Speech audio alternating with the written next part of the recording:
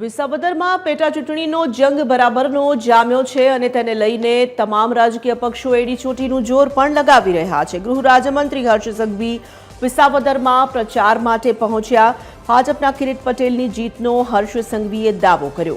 ગૃહમંત્રી હર્ષ સંઘવીએ વિસાવદરમાં કાર્યકર્તાઓ સાથે બેઠક યોજી। વિસાવદર માર્કેટિંગ યાર્ડમાં પ્રચાર કરવામાં આવ્યો। ગૃહમંત્રી હર્ષ સંઘવીએ ચાપરડા ખાતે પણ ટૂંકું રોકાણ કર્યું હતું।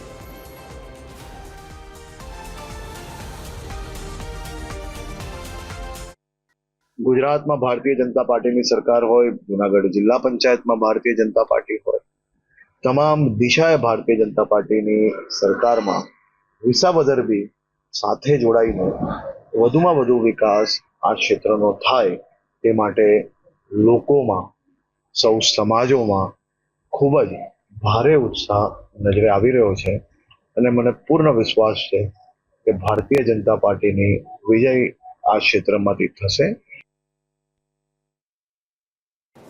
तो जूनागढ़ विसावदर विधानसभा पेटा चूंटणी में माहौल गरमायो छे। प्रचार प्रसार एडी चोटीना जोर साथे करवामां आवी रह्यो छे। भाजपना किरीट पटेले जीतनो हर्ष संघवी द्वारा दावो करवामां आव्यो।